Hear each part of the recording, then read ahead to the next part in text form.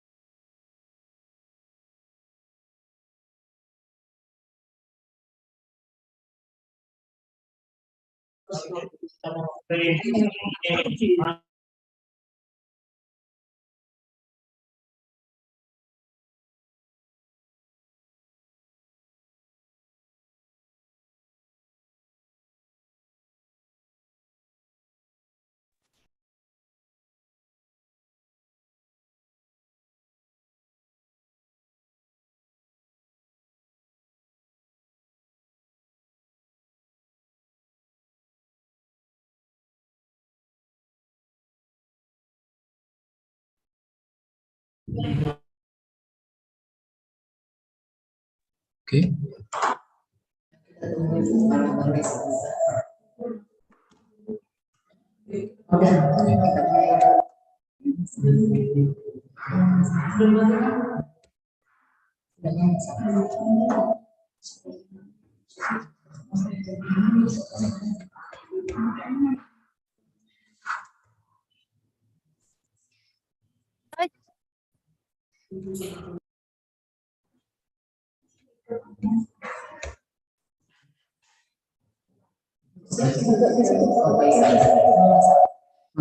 Tadi kan Pak udah.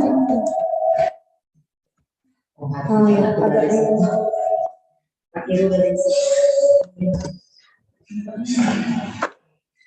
Ya, baiklah. Assalamualaikum warahmatullahi wabarakatuh.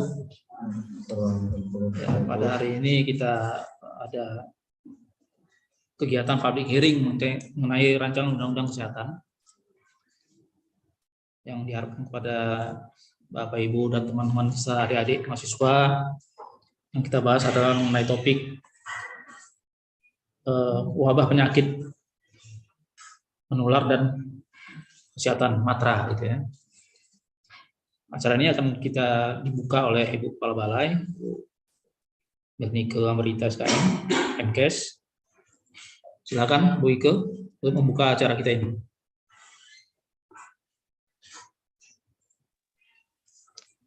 Terima kasih Pak Faisal. Suara saya kedengaran? Jelas, Bu, jelas. Oke. Selamat sore. Assalamualaikum warahmatullahi wabarakatuh. Salam sejahtera, namo buddhaya, salam kebajikan untuk kita semua. Yang terhormat, Bapak Ibu Koordinator di BTKL PP Kelas 1 Medan, Kasubag Adum, BTKL PP Kelas 1 Medan, Bapak Ibu undangan, dan adik-adik mahasiswa yang sudah bergabung di link Zoom kita pada sore hari ini. Sekali lagi terima kasih atas kehadirannya di link Zoom kita, public hearing terkait RUU Kesehatan. Nah, seperti yang sudah kita ketahui sebelumnya, sebenarnya RUU ini dikirimkan oleh DPR ke pemerintah untuk dibahas bersama publik sebagai inisiatif DPR. Jadi DPR sendiri yang berinisiatif memberikan rancangan ini ke pemerintah untuk bisa dibahas bersama, di mana harapannya dengan public hearing ini pemerintah itu secara resmi memulai proses partisipasi kepada publik, di mana harapannya pemerintah bisa menghimpun masukan dan aspirasi dari masyarakat yang seluas-luasnya melalui berbagai forum. Bisa melalui akademisi, seperti pada saat ini kita mengundang akademisi dan mahasiswa, bisa melalui lewat Dinas Kesehatan Kabupaten Kota, bisa dengan LSM atau siapapun yang bisa memberikan masukan terhadap RUU ini. Jadi harapannya sebenarnya melalui public hearing ini hak publik itu didengar, atau hak publik agar masukannya itu dipertimbangkan bisa dilaksanakan, dan hak publik untuk mendapat penjelasan dapat diakomodir dalam pembahasan RUU ini. Nah, itulah yang kita harapkan lewat public hearing yang kita lakukan pada sore hari ini. Jadi harapan saya nanti teman-teman akan memaparkan RUU ini, kita semua yang hadir di sini bisa memberikan masukannya supaya RUU ini bisa lebih bagus lagi dan bisa menjawab permasalahan-permasalahan yang dihadapi oleh sektor kesehatan pada saat ini. Dengan mengucap syukur atas kehadirat Tuhan Yang Maha Kuasa, saya resmi buka public hearing kita pada sore hari ini. Terima kasih. Saya kembalikan ke Pak Faisal. Terima kasih, Bu. Jadi Bapak Ibu, kita akan mulai membahas ya. Ini bukan cerita mendengar pendapat masukan dari audiens mengenai rancangan undang-undang kesehatan ini. Jadi kita memang ditugaskan untuk menerima masukan atau mendengar pendapat dari masyarakat. Dalam hal ini hari ini adalah mulai dari audiensnya akademisi. Ya. Jadi di rancangan undang-undang ini ada 20 sebenarnya sistematikanya, ada 20 bab. Kemudian kita ini kebetulan membahas di bab 12 ya mengenai wabah penyakit menular. Itu topiknya. Nanti di situ kita akan membahas pasal per pasal yang akan dibawa oleh beberapa moderator. Nanti silakan Bapak Ibu memberikan masukannya atau inputnya. Bisa langsung, biar bisa ditulis di sini atau ditulis di pesan di linknya. Saya rasa itu aja. Bisa kita mulai ya dari bab 12 yaitu mengenai wabah penyakit menular, dimoderator oleh Bu Ibu Krisna. Silakan Bu.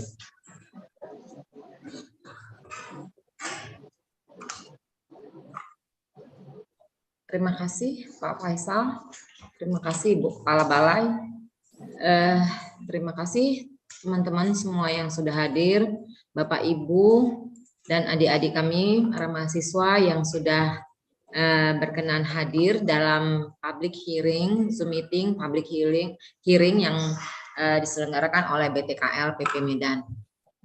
Terima kasih untuk semuanya, selamat siang, salam sejahtera untuk kita semua.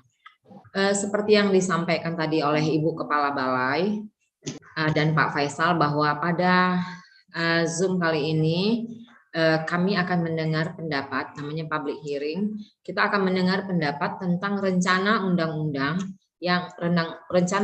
kesehatan yang akan dikeluarkan oleh pemerintah. Namun sebelum undang-undang tersebut menjadi ketetapan, maka dirasa perlu untuk menggali aspirasi, saran, masukan atau pendapat dari masyarakat. Nah, ini kami dibebankan, kami melaksanakan hanya untuk bab 12 saja yang kita bagi pada 3 sesi pengarahan.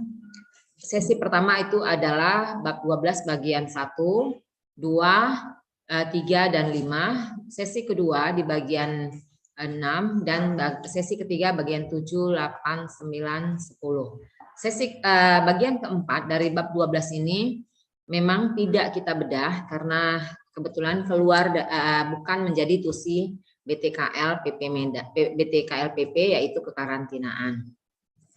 Nah, di sini setelah kita mengarahkan membukanya satu persatu membedahnya, kami berharap sekali kita dapat memberi masukan terhadap pasal demi pasal tersebut.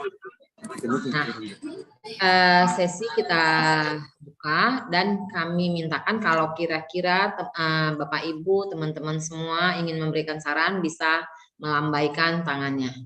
Oke, untuk memanfaatkan waktu kita langsung masuk kepada bab 12 bagian ke-1.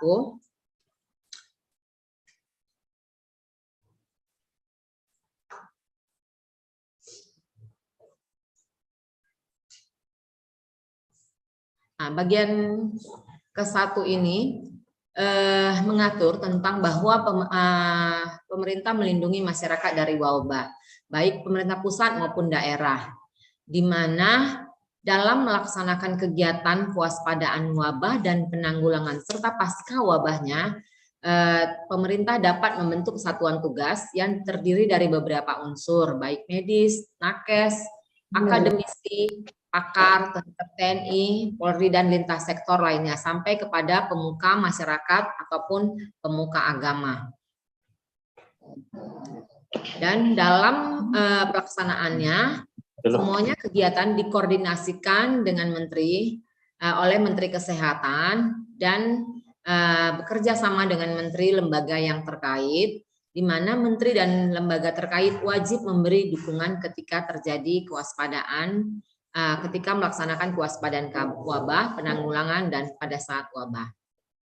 Itu untuk bagian 1 yang terdiri dari 2 pasal, itu 366 dan 367. Kita masuk ke bagian kedua. Kita setelah selesai di bagian kelima, kita baru bisa kita memberi saran ya.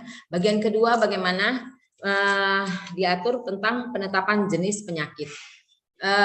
Dalam rangka menetapkan jenis penyakit, ada beberapa penyakit yang berpotensi KLB, misalnya kalimat endemis tertentu, penyakit menular baru, atau penyakit menular lama yang muncul kembali.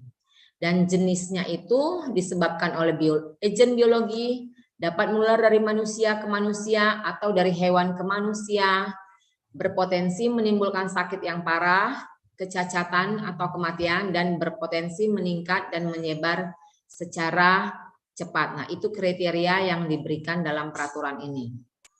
Berikutnya. Nah, jenis penyakit yang menimbulkan wabah itu akan ditetapkan oleh menteri dengan beberapa pertimbangan secara epidemiologisnya, sosial, budaya, keamanan, ekonomi, ilmu pengetahuan, dan teknologi. Setelah bagian kedua, itu tadi bagian kedua itu sebagai gambaran umum dari wabah itu sendiri, kita masuk ke bagian ketiga, yaitu tentang kewaspadaan wabah di wilayah. Nah, untuk di wilayah, kewaspadaan wabah ditanggung-jawabi oleh pemerintahan kabupaten kota dan harus melakukan pemantauan terjadinya jenis penyakit dan melakukan pemetaan risiko terhadap jadinya wabah. Dan pemerintah daerah, kota, kabupaten, baik provinsi melakukan penanganan yang berpotensi menimbulkan wabah dengan menetapkan daerah terjangkit KLB dan penanggulangan KLB. Dan wajib menyediakan kesiapsiagaan sumber daya bila sewaktu-waktu terjadinya wabah. Kegiatan yang dimaksud di atas dilakukan secara berkesinambungan. Bupati dan wali kota tersebut jugalah yang menetapkan dan mencabut suatu daerah terjangkit KLB berdasarkan kriteria yang ada tadi. Ketentuannya akan bagaimana KLB itu akan diatur dalam peraturan pemerintah. Iya, rusak. Pada pasal 37, pasal 371, Bupati atau Gubernur, pemerintah daerah menetapkan daerah terjangkit KLB dan melaksanakan kewajiban kegiatan penanggulangan KLB. Dan kegiatan penanggulangan tersebut diatur dalam peraturan pemerintah. Nah, jika Bupati atau Kepala Daerah tidak melakukan sebagaimana pasal yang dimaksud di atas, maka dapat dikenakan sanksi sesuai dengan ketentuan dan perundangan yang berlaku. Ya, lanjut. Nah, ini bagian keempat kita langkahi, kita masuk langsung ke bagian kelima.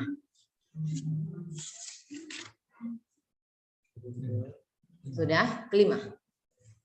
Nah, pada bagian kelima, bagian keempat tadi sudah kita langkahi, kita masuk bagian kelima, yaitu daerah wabah, di mana penetapan atau pencabutan daerah tersebut sebagai daerah terjangkit wabah ditetapkan oleh menteri dengan pertimbangan,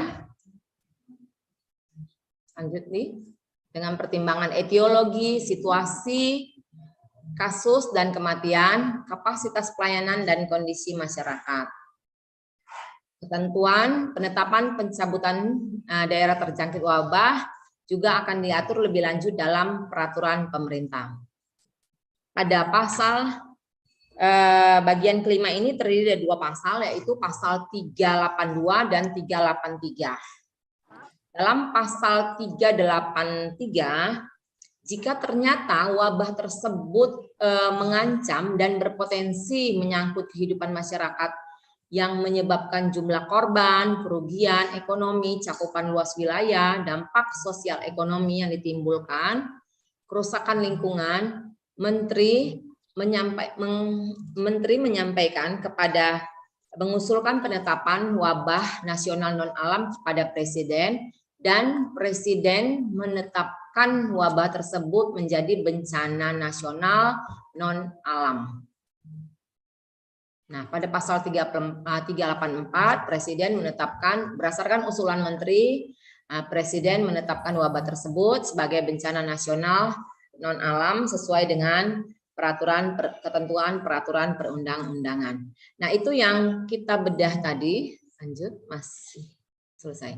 Nah, itu yang kita bedah dari bagian 1 sampai bagian 5, non bagian 4 sebagai pendahuluan dari bab 12 terkait KLB dan terkait wabah. Nah, di sini sampai bab ini kita akan meminta saran, pendapat, masukan dari teman-teman semua, dari adik-adik kami mahasiswa ataupun siapapun audiens kami pada saat ini, sehingga bisa menyempurnakan rancangan undang-undang. Terima kasih, kami tunggu, kami persilahkan, kami tolong di raise hand.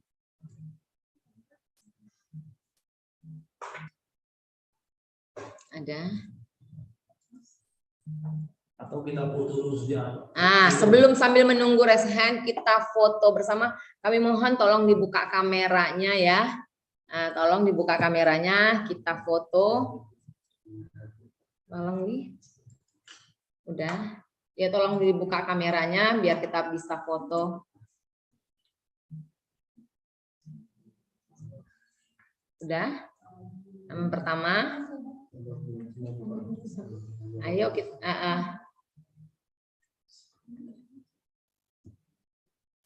udah 2. Selanjutnya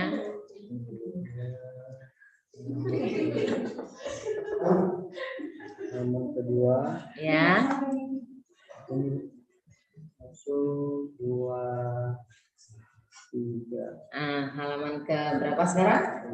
Sekarang halaman ketiga.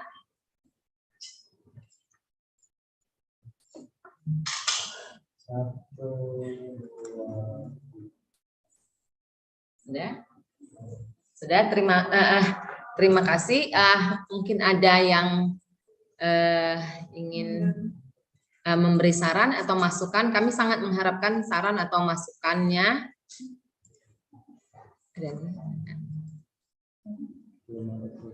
Ada. Di kolom chat kita melampirkan presensi kehadiran Bapak Ibu semua, sekaligus siapa tahu di saat ini agak sungkan atau untuk menyampaikan pendapat sarannya, kami mohon di lembar presensinya disampaikan, diutarakan apa yang menjadi pendapat Bapak Ibu terhadap bab 12 ini. Terima kasih. Untuk saat ini pas, nggak ada yang mau ini kasih masukan atau saran. Sudah. Sepertinya tidak ada. Kita akan lanjut ya. Kita lanjut ke itu. Selanjutnya kita lanjut ke bagian ke-6 yang akan disampaikan, yang akan diarahkan oleh Pak Faisal. Terima kasih. Silakan Pak Faisal. Baiklah, jadi pada saudara-saudara ya, tadi sudah dibahas mengenai bab 1 sampai bab 5 ya, minus bab 4. Kita lanjutkan nih bab 6. Bab 6 ini agak lumayan banyak. Mudah-mudahan Bapak Ibu dan saudara-saudara bisa mencermatinya dan memberi beberapa input ya atau masukan untuk sempurnanya undang-undang kesehatan ini. Ada link untuk menyampaikan kehadiran. Bagian ke-6 ini mengenai penanggulangan wabah. Terdiri dari 2 pasal, yaitu pasal 385. Penanggulangan wabah dilaksanakan segera setelah pendapatan daerah terjangkit wabah dengan memperhatikan asas kemanusiaan, sosial, budaya, ekonomi, dan lingkungan. Kemudian pasal 386, penanggulangan wabah dilakukan melalui kegiatan investigasi penyakit, penguatan surveillance, penanganan penderita, ya. Kemudian pengendalian faktor risiko, penanganan terhadap populasi berisiko, komunikasi risiko, dan atau tindakan penanggulangan lainnya. Lanjut ke pasal 387. Investigasi penyakit itu untuk mendapatkan informasi tentang etiologi penyakit, sumber penyakit, dan cara penanggulangan penyebaran penyakit wabah. Yang kedua, informasi ini itu mengenai etiologi penyakit, sumber penyakit, dan cara penularan atas penyakit, sebagaimana dimaksud dengan pasal 1 tadi, ayat 1 tadi, digunakan sebagai pertimbangan untuk menentukan tindakan penanggulangan. Nah, pasal 388 kita lanjut aja ya. Penguatan surveillance, bagaimana masuk pasal 386B tadi, dilakukan untuk penemuan kasus dan identifikasi mendalam tentang karakteristik dari etimologi, faktor risiko dengan berbasis laboratorium dan atau penelitian ilmiah. Jadi kepada saudara-saudara bisa memberikan masukannya, ya, apa kira-kira ini bisa ditambahkan atau mana yang terbaik itu. Ya, lanjut. Surveillance yang dimaksud di ayat 1 tadi dilakukan mulai kegiatan yang sistematis dan terus-menerus dengan kejadian penyakit dan kondisi yang terjadi pada peningkatan dan penularan penyakit untuk memperoleh dan memberikan guna mengarahkan tindakan penanggulangan penyakit secara efektif dan efisien. Pasal 389, penanganan penderita dilakukan pelaksana penderita sesuai dengan kebutuhan medis. Jadi penanganan penderita ini meliputi isolasi, karantina, dan atau pengobatan dan perawatan.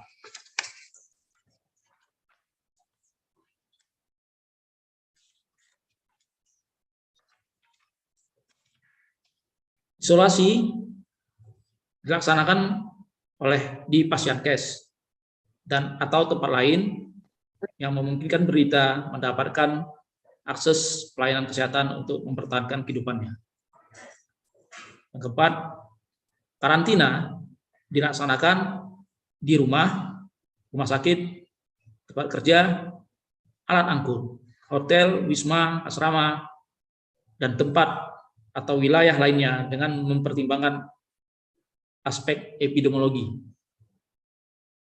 Kelima, karantina dilakukan terhadap orang, barang, dan alat angkut. Yang keenam, pengobatan dan perawatan dilaksanakan di pasienkes sesuai dengan standar dan peraturan perundang-undangan. 7. Pemerintah pusat dan pemerintah daerah bersama dengan masyarakat bertanggung jawab memfasilitasi pelaksanaan isolasi dan karantina. Kapan penderita memenuhi kriteria untuk dilakukan tindakan isolasi atau karantina, wajib dilakukan isolasi atau karantina guna mengurangi terjadinya penyebaran penyakit wabah. Pasal 390. 1. Pengendalian faktor risiko digunakan untuk memutuskan rantai penularan penyakit dan faktor risiko yang dilaksanakan sesuai dengan ketentuan dan perkembangan teknologi, serta karakteristik dari faktor risiko tersebut, termasuk kemungkinan pemusnahan faktor risiko yang dimaksud. Dan ini kita sudah mengalaminya kemarin waktu kasus wabah COVID. Jadi mudah-mudahan ini bisa jadi pegangan kita bahwa kita bisa melaksanakan undang-undang ini gitu. Jadi sudah terbiasa dan bisa bisa kita terapkan lah gitu ya. Tapi pasti ada kekurangannya dan ini bisa kita minta masukan dari masyarakat. Yang kedua, penanganan faktor risiko. A. Penyehatan, pengamanan, dan pengendalian yang ditujukan untuk memperbaiki faktor risiko lingkungan dan atau memusnahkan agen biologi penyebab penyakit. B. Pencegahan dan pengendalian infeksi dan penanganan jenazah. Pasal 391. Penanganan terhadap populasi risiko dilakukan untuk mencegah dan mengurangi risiko penyebaran penyakit. 2. Penanganan terhadap populasi berisiko.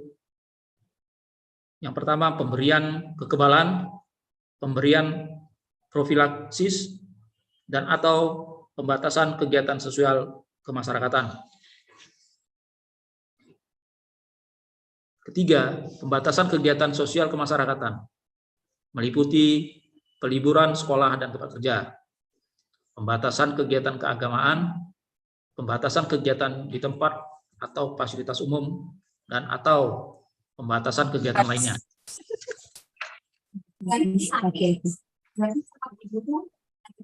Pasal 392, komunikasi risiko, dilakukan untuk memberikan pemahaman kepada masyarakat dan meningkatkan peran masyarakat dalam upaya penanggulangan wabah. Komunikasi risiko, pemberian informasi dan atau edukasi terhadap masyarakat dan atau mobilisasi sosial. Pasal 393, penanggulangan wabah, diperlukan sampel dan atau spesimen untuk konfirmasi laboratorium. Pelaksanaan pengambilan sampel dan konfirmasi dilakukan pada laboratorium terdekat yang memiliki kemampuan teknis lainnya. Pelaksanaan konfirmasi mengutamakan kedaulatan dan kepentingan nasional, pemanfaatan untuk masyarakat dan kemajuan ilmu pengetahuan dan teknologi. Konfirmasi laboratorium dilakukan antar negara, pelaksanaannya harus sesuai dengan ketentuan peraturan perundang-undangan yang mengatur mengenai perjanjian pengalihan material.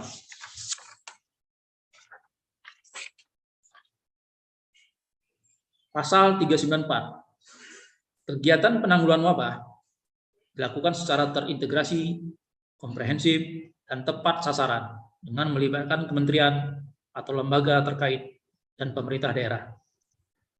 Dalam penanggulangan wabah, pemerintah pusat dan dapat bekerjasama dengan negara lain atau badan internasional. Pasal 395, dalam hal pelaksanaan kegiatan penanggulangan wabah mengakibatkan kerugian harta benda pada masyarakat, pemerintah pusat harus memberikan ganti rugi. Pasal 396, ketentuan lebih lanjut mengenai pelaksanaan kegiatan penanggulangan wabah sebagaimana dimaksud dengan pasal 385 sampai dengan pasal 395 diatur oleh peraturan pemerintah. Saya rasa itu bagian untuk bagian 6 mengenai wabah ya. Pengendalian wabah. Ini bisa kita silakan Bapak Ibu memberikan masukannya. Kalau malu bisa tulis di chat ya, di resensinya. Silakan Bapak Ibu. Terus selanjutnya di bagian ke-7 sampai dengan bagian 10 bisa disampaikan oleh Bu Rima.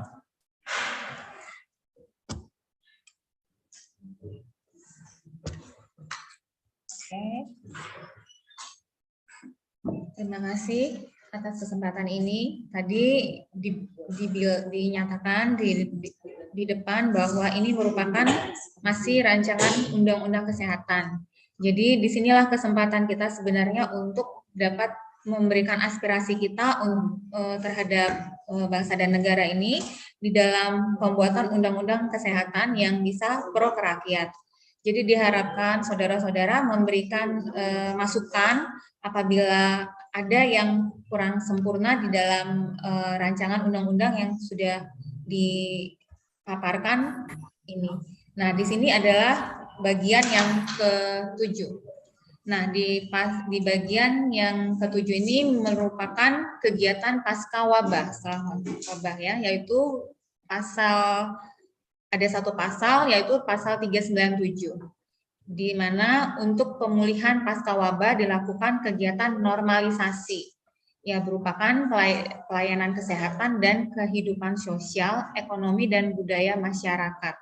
Nah, yang akan diusahakan di sini adalah untuk menormalisasi terhadap pelayanan kesehatan dan kehidupan sosial, ekonomi dan budaya masyarakat. Nah, apabila ada di dalam pemikiran kalian yang perlu lagi untuk dinormalisasi selain yang ada tertera di sini, bisa ditulis di daftar chat, kolom chat tersebut ya. Nah, yang poin 2-nya, selain pemulihan sebagaimana dimaksud pada ayat 1, tetap dilakukan pencegahan.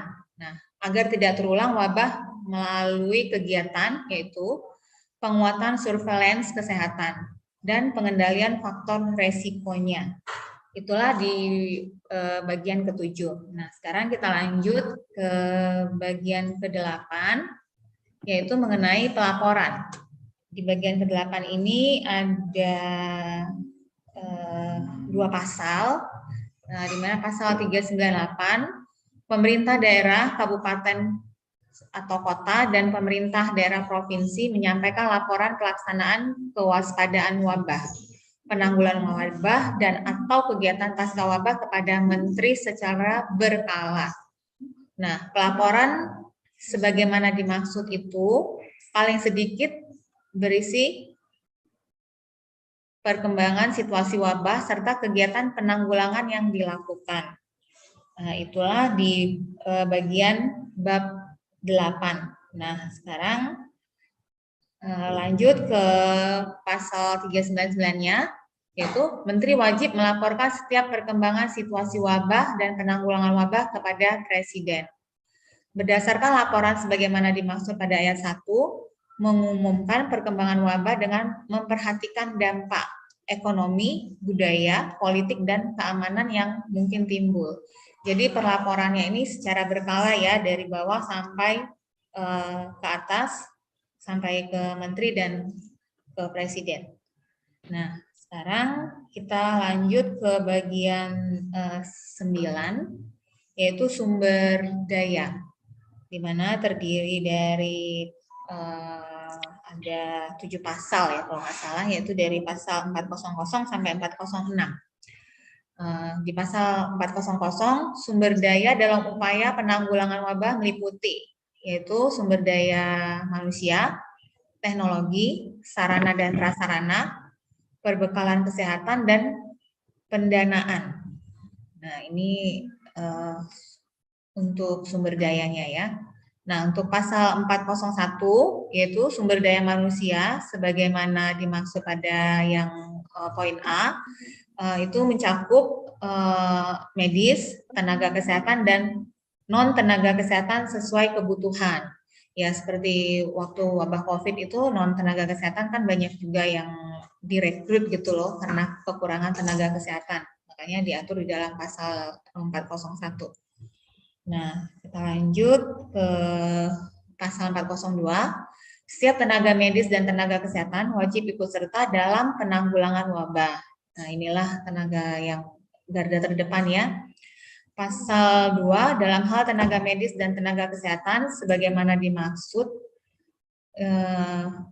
tidak mencukupi, pemerintah pusat dan pemerintah daerah dapat melakukan tenaga cadangan kesehatan sebagaimana dimaksud pada pasal terdahulu yang 224. Mobilisasi tenaga cadangan kesehatan sebagaimana dimaksud dapat dilaksanakan sesuai dengan ketentuan dan peraturan perundang-undangan. Lanjut di pasal 403, teknologi sebagaimana dimaksud pada bagian B yang di pasal 400, itu merupakan pengembangan teknologi tepat guna B. Teknologi uji laboratorium. C. Metode pengobatan. D. Teknologi manajemen informasi dan komunikasi. Dan penelitian. Nah, di poin 2-nya, penelitian sebagaimana dimaksud pada ayat yang 1, huruf penelitian itu diutamakan berbasis pelayanan. Nah, sekarang yang pasal 404, sarana dan prasarana yang pada poin C, berupa fasilitas yang diperlukan untuk mendukung kegiatan kewaspadaan wabah, penyakit, wabah, dan pasca wabah.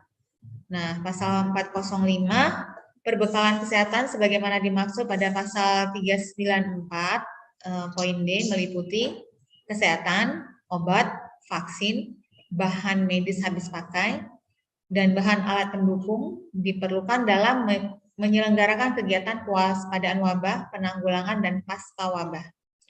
Pasal 406, pendanaan untuk upaya penanggulangan wabah dibebankan pada anggaran pemerintah belanja negara, anggaran pendapatan dan belanja daerah, dan atau sumber dan tidak mengikat sesuai dengan ketentuan peraturan perundang-undangan.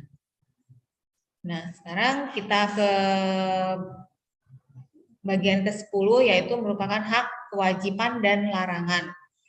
Di bagian hak ini ada terdapat 2 pasal, yaitu pasal 407 dan 408. Setiap orang yang sakit atau diduga sakit akibat penyakit yang ditimpa wabah berhak mendapat pelayanan kesehatan. Pembiayaan ditanggung oleh pemerintah pusat dan atau pemerintah daerah. Di pasal 408, tenaga medis dan tenaga kesehatan yang melaksanakan upaya penanggulangan wabah berhak atas pelindungan hukum dan keamanan serta jaminan dalam melaksanakan tugasnya. Nah, pelindungan hukum dan keamanan sebagaimana dimaksud tersebut termasuk perlindungan yang diberikan kepada tenaga medis dan tenaga kesehatan dalam melaksanakan kegiatan investigasi dan memasuki wilayah mendapatkan akses kepada masyarakat tertentu yang diduga terjangkit yang berpotensi menimbulkan wabah. Nah, itu kalau kita untuk investigasi di sini di pasal ini kita akan dilindungi. Jadi tidak akan diprotes masyarakat ya rame-rame karena kita akan dilindungi oleh pemerintah. Terus di bagian ketiganya, jaminan kesehatan sebagaimana dimaksud pada ayat 1 mendapat perlindungan diri dan resiko penularan dari wabah tersebut. Nah, sekarang kita kepada bagian paragraf 2 yaitu kewajiban pasal 409. Itu ada sekitar 4 pasal. Setiap orang wajib mematuhi semua kegiatan penanggulangan wabah yang ditimbulkan pemerintah pusat dan pemerintah daerah. Yaitu pasal 410, setiap orang yang mengetahui adanya orang sakit atau diduga sakit akibat berpotensi menimbulkan wabah harus segera dilaporkan kepada aparatur desa, kelurahan, dan atau fasilitas pelayanan kesehatan terdekat. Ini adalah upaya untuk pencegahan penularannya. Terus yang di pasal kedua, aparatur pemerintah desa, kelurahan, dan atau fasilitas pelayanan kesehatan menerima laporan sebagaimana dimaksud pada ayat 1 atau yang mengetahui sakit atau diduga sakit akibat penyakit yang berpotensi menimbulkan wabah warga kepada perangkat daerah yang menyelenggarakan urusan pemerintah di bidang setempat. Gajahnya ambil. Pasal 409. Ayo ambil gajahnya. Jelasnya.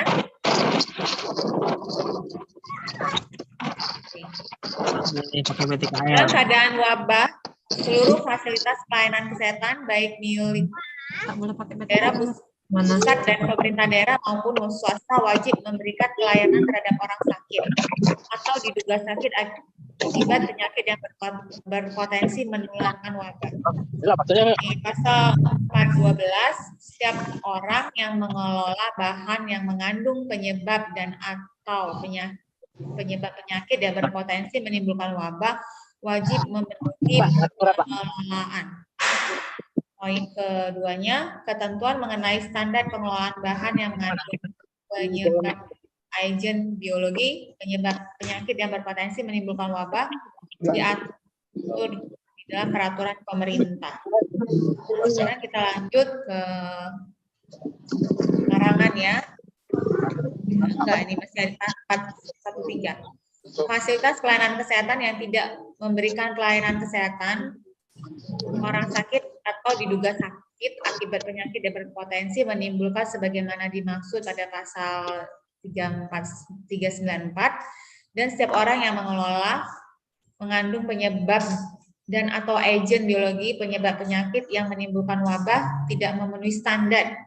Apabila tidak memenuhi standar pengelolaan sebagaimana pada pasal 394 dikenakan sanksi administrasi oleh pemerintah pusat atau daerah sesuai dengan kewenangan berupa teguran lisan, teguran tertulis, dan atau denda administratif.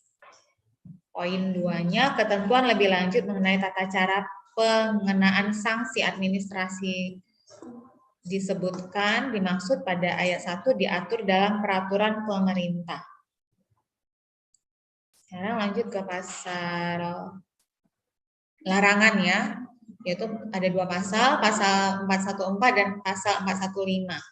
Nah, di sini di 414 setiap orang dilarang melakukan kegiatan menyebarluaskan agen biologi penyebab penyakit yang berpotensi menimbulkan wabah secara langsung maupun tidak langsung. Di pasal 415 setiap orang dilarang menghalang-halangi pelaksanaan upaya penanggulangan wabah.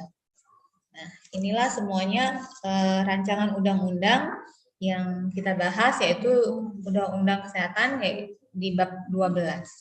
Nah, apabila saudara-saudara ada masukan, boleh ditulis pada chat. Terima kasih.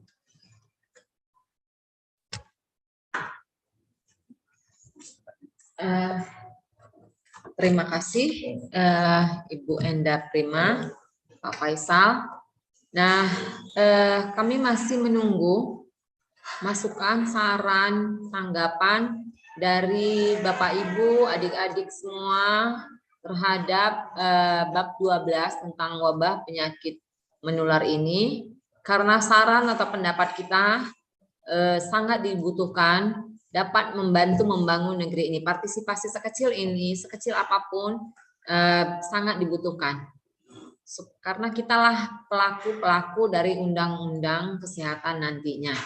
Ini terkait langsung kepada kita. Kami menunggu sarannya.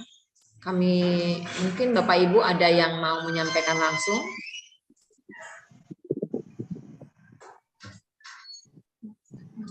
Ardi, mengapa penyebab penyakit oleh agen kimia tidak ikut dimasukkan, hanya dari agen biologi? Izin menyampaikan pendapat admin. Itu masuk ke kolom chat.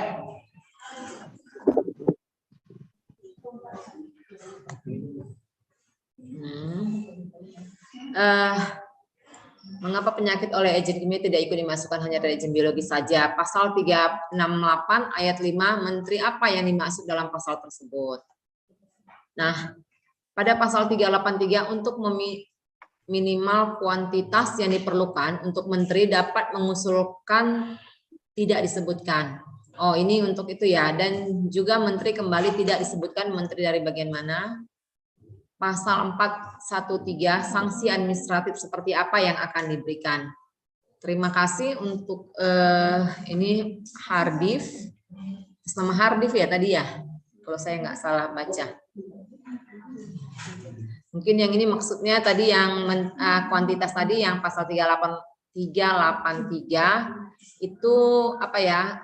Menteri menyatakan bencana non alam apa kuantitasnya sampai seberapa besar? Mungkin seperti itu. Untuk bisa dinyatakan sebagai bencana kriterianya belum terlalu jelas di pasal 383. Saya tangkapnya seperti itu. Nah, ada mungkin yang lain?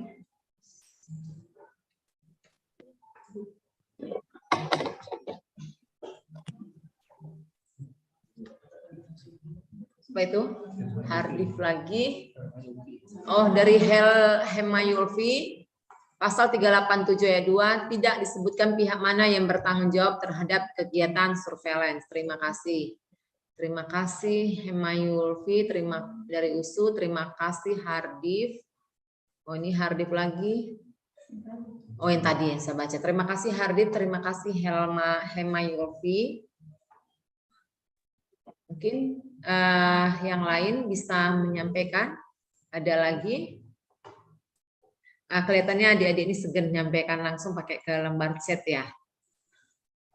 Atau Bapak Ibu yang lain, saya melihat ada Pak Udin, Pak Sahrudin, mungkin bisa kasih masukan, kasih saran gitu. Ibu Yulidar, kami melihat ada bersama kami di sini. Atau ada lagi yang bisa memberikan masukan atau saran atau pertanyaan atau apa saja yang tujuannya memang untuk menyempurnakan RUU ini.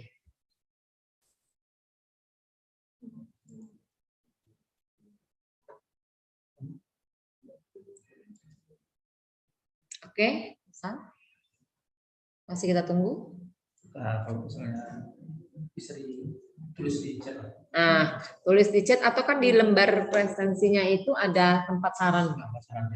Ya, dimasukkan di situ ya Bapak Ibu, adik-adik semuanya, Bapak Ibu, adik-adik semuanya, mungkin bisa dimasukkan di lembar presensinya. Di situ ada saran dan masukan. Kami pikir sampai di situ kami terima kasih sekali untuk kehadirannya, untuk ikut bergabungnya, berpartisipasinya bersama kami di public hearing RUU Kesehatan.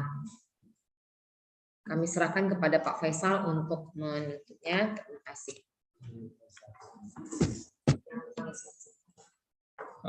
Baiklah Bapak Ibu dan adik-adik.